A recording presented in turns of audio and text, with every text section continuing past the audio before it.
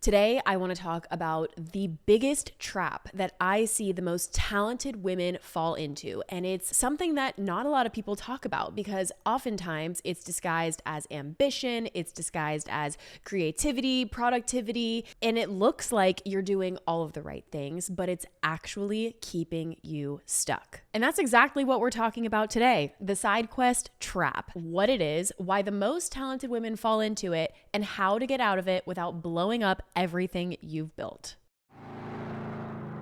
You're listening to PowerFemme Radio. This is a podcast where ladies come together and try to share their opinions and empower each other to be better women in society. Did he just say try? You're listening to PowerFemme, where women don't try, we do. By the way, I do have to share something because it genuinely makes my day when this happens. Every single week, I am getting messages from the girls who are inside of PowerFemme Social letting me know that the message landed, that it was exactly what they needed to hear. And I'm just so happy to hear this because they're literally telling me how grateful they are to be a part of PowerFemme Social. I'm just so glad because that's exactly what I built it to be. I built it to be this weekly reminder that you have good ideas, you're on the right track, and it's time for you to take action on that idea that you have been sitting on. It's free, it's for creative women, and if you're someone who needs that consistent anchor in your week, I cannot recommend it enough. You can click the link in the show notes to sign up for PowerFemme Social. It literally takes 2 seconds, or you can DM me the word social on Instagram, whatever's easiest for you. Get yourself signed up for PowerFemme Social so you can start getting weekly newsletters that inspire you to stay on your creative journey as well. Okay, now let's get into it. We're going to talk about the side quest trap, what it is, why it's easy to fall into, and why the most creative women are the most at risk. So what is a side quest trap, you ask? Okay, well, I think we know this feeling all too well. The side quest trap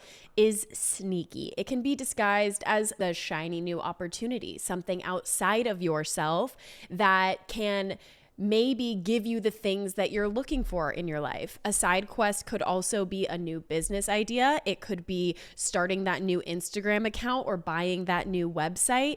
Your side quest could be impulsive spending.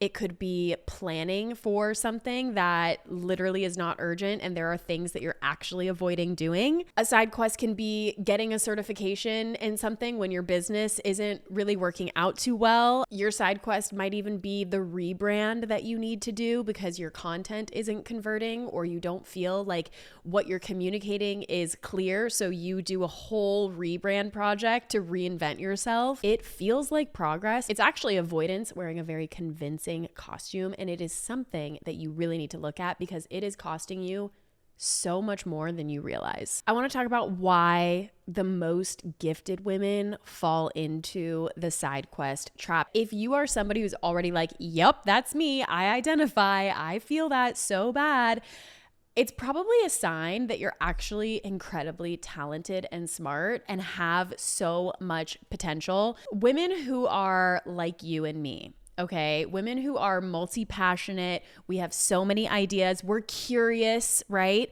We have a harder time with this because everything genuinely does interest us. And it's not a bad thing to be interested in many things. It's honestly your gift. You are literally by definition gifted because you can do more than one thing. But the more potential that you have, the more important it is for you to focus. You could succeed at many things, but you have to choose if you want to really score. I know that it can feel like loss. I know that not completing the thing that you started or going all in on this one project and then pressing pause or even closing the door on the other thing can feel like a loss. It can feel like you're a failure before you even started. And I know that that can take a hit to your confidence and maybe get in the way of you even completing the thing that you were focused on.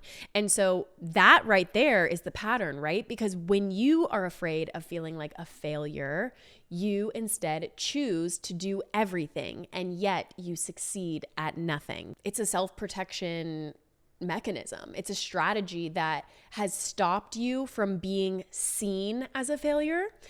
Yup. Oh yeah, we're talking about fear of visibility here. Really, that's ultimately what this comes down to. Because the truth is you could finish the thing, be seen doing the thing, but maybe you're afraid of being seen doing the thing, but you're not aware of that fear. And so you skip to the other thing. And then you don't finish that thing. So then you feel like a failure. And then you bring that lack of confidence into this next thing that you're doing. And then guess what? You don't finish that thing. The truth is this self-protection strategy that you have created for yourself, it's not serving you. So here's where we go just a little bit deeper. The side quests that you keep going on, it's not about starting a new thing.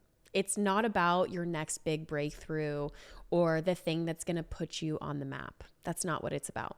What it's about is avoiding being seen, and it's about avoiding letting the main thing be the main thing. Don't you want to be someone who, when people talk about you in rooms and they say, what does she do? And they say, oh, wow, she's known for this. She's known for that. She does this, this, this, and this. As opposed to possibly the worst case scenario when someone says, what does she do again? And then somebody says, I don't really know what she's up to right now. That is quite literally probably one of the worst case scenarios. Your side quests, they feel a lot safer than going all in and risking being seen.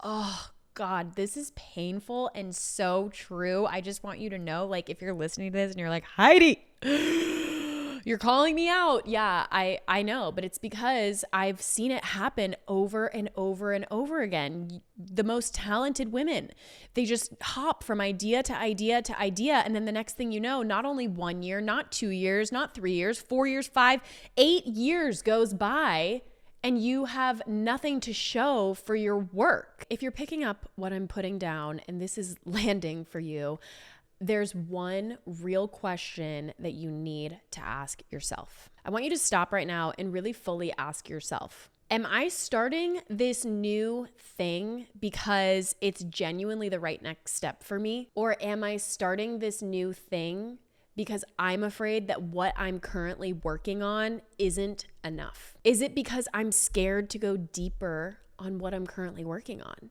Because the same is also true. Maybe you're not afraid of failure. Maybe you're afraid of success. What if you went deeper on that thing that you're currently working on, that you already have roots with, that plant that you've been watering over and over and over again, and you've gotten it to a point where the plant is sprouting, it's just breaking soil, it's about to break soil. And what if this is the thing that actually is going to make you successful? Are you afraid of going deeper on that? These are deep questions that are totally worth asking. And when you sit with that for a second, that question really changes everything. I'm not saying that you need to full stop on all things that are not the main thing, right? Keep the main thing, but also just sit with that question and move a little bit slower. I think asking yourself this question, it changes everything because it really allows you to filter what you allow yourself to go deep into. And so when you're deep in the weeds and you're about to have a breakthrough, or you're about to be seen, or you're about to hit post for the first time or the 10th time after the first 9 times didn't go so well, right?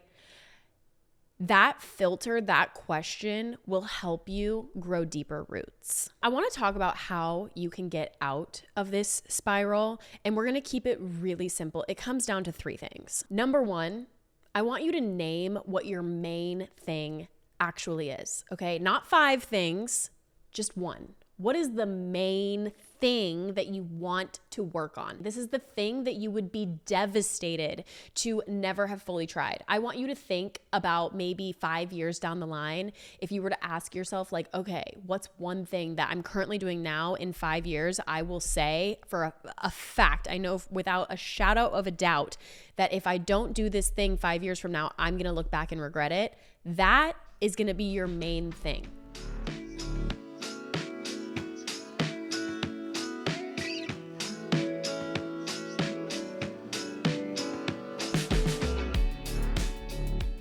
This episode is sponsored by Dolce Do, my favorite luxury skincare line and the secret behind my glow up. I've been using Dolce Do religiously for over a year and the results are undeniable. My friends constantly ask what I've done to my skin because it has been a full transformation. If you struggle with dryness or early signs of aging like I did, then this is your sign. I am obsessed with the Dolce Blue makeup remover. It melts literally everything off and it leaves your skin feeling baby soft. The glass skin pads give you an instant smooth, dewy glow. And the Be Still peptide serum is literally Botox in a bottle. Dolce Do is your answer to glass skin, deep hydration, and firm, radiant glow. No needles, no injections, just skincare that actually works. It's skincare that feels like self-love and it delivers. PowerFemme listeners get 15% off your entire order with code PowerFemme at checkout. Go to dolcedo.com and use code PowerFemme and treat your skin the way it deserves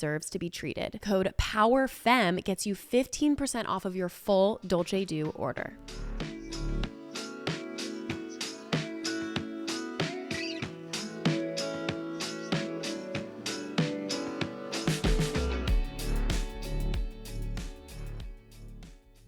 Maybe you're the type of person who's like, no, like structure. I don't like structure. I can't do the same thing every single day. And listen, I totally get that.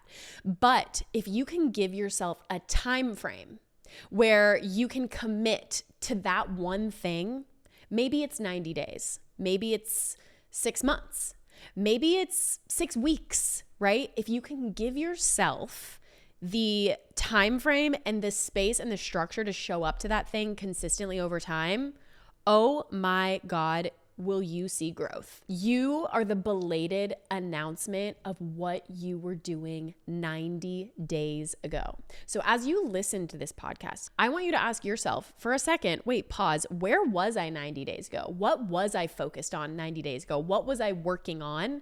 And did I continue working on that thing, or did that thing literally die because I was side questing too hard? Or have I built myself a nice foundation? And so maybe this means you pick something up that you were working on 90 days ago, or maybe it is like, okay, fine, we're gonna go all in on this new thing, but I want you to give yourself a legit time frame and allow the flywheel effect to take off. I was reading about something called the flywheel effect just this morning, actually. And the flywheel effect is when you work on something over and over and over and over and over, and eventually you start to gain momentum and the wheel flies off and people ask you how you did it. And being known for the thing that you want to do is what you want, isn't it? Like, don't you want to be seen as someone who's credible, who shows up and does the things that they say they're going to do? Don't you want to be the woman that people know exactly what it is that she does and what she stands for? If that's what you want, then you have to give yourself a time frame and you have to show up to it every single day, no matter what. The third thing that you can do to get out of your side quest spiral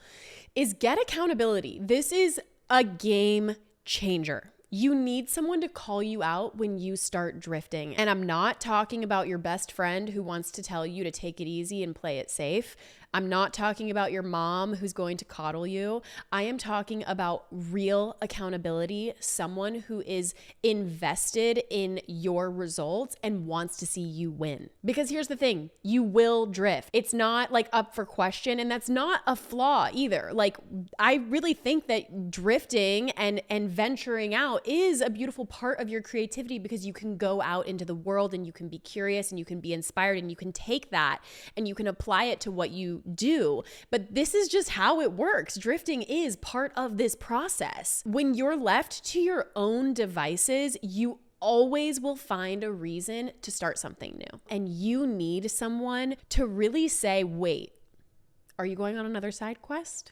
Or is this aligned with your bigger vision? That's literally what a coach does. That's literally what I do with my one-on-one clients. And it's also what I do with my own coaches and have done for years. A coach keeps you tethered when life pulls you in 17 different directions, because let's be honest, it's not always the shiny object that pulls you out of alignment. Sometimes life gets hard and that pulls you out of alignment. Sometimes you have someone staying in your house, a guest, a family member, and that pulls you out of alignment. Sometimes life gets tricky with your relationship and that pulls you out of alignment. Sometimes your health starts to slip and that pulls you out of alignment. In addition to the thing that you're trying to build, you have so many other hats that you wear in your life, whether it's a relationship, you're a mom, you want to take care of yourself. Like there are so many other areas of your life that you need to work on. And having a coach really is your tether. Accountability is not a weakness, by the way. Some of the most successful people in the world work with coaches regularly. And I think it's the thing that separates the women who talk about having the life they want from the women who actually have the life that they want. So, PowerFemme, here's what I want you to take from this podcast episode today. There is a way for you to be known as the girl who does a very specific thing. I want to say that focus is not some personality trait that is reserved for the lucky few. Focus is actually an action. It's an act of self-trust. When you go all in on one thing, you're not limiting yourself. And just because you're going all in on one thing doesn't mean you can't do those things forever. Everything has a shelf life, okay? And everything takes time. And if there's one thing I know for sure, good things take time. And so something I've been telling myself, and that you can even tell yourself as you go through this process, is that it takes as long as it takes. I'm willing to show up because it takes as long as it takes. What you are doing is work worthwhile. When you go all in on one thing, you're not limiting yourself. You're actually respecting yourself enough to finally find out what you're capable of. And that is everything. This week, I want you to do one thing. I want you to focus on your main thing. And while you're at it, maybe list out all of your side quests. Sometimes this is like the easiest way for you to get a visual of having way too many things on your plate. And look, just because you're saying no to something now, it doesn't mean forever. It just means not right now. So I want you to literally write down what your main thing is. But then if you want to write down all of your little side quests too, and see if any are worth going deeper into, or just acknowledging, okay, that is literally a side quest that I don't have time for.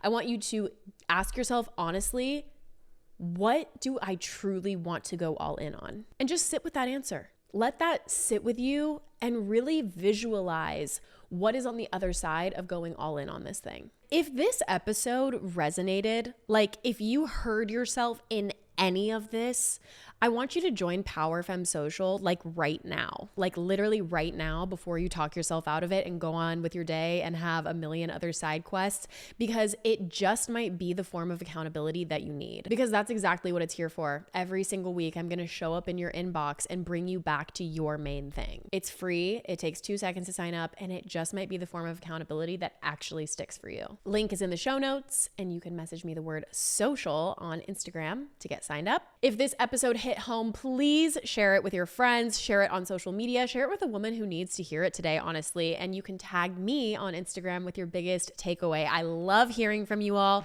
and I love spending my time with you. Thank you so much for listening to the PowerFemme podcast, and I will see you guys in the next episode.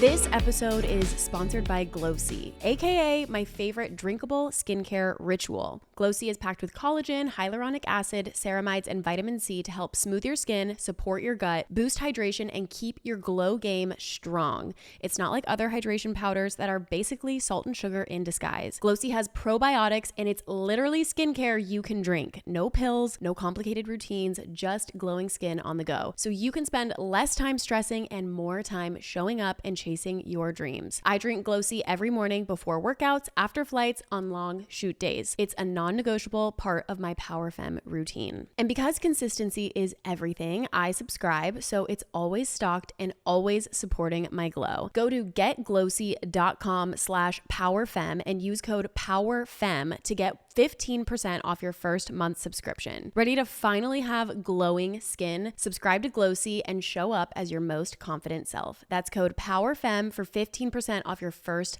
month. One more time for the girls in the back, use code PowerFemme at checkout. Glossy is a daily beauty supplement and is not intended to diagnose, treat, or cure any conditions.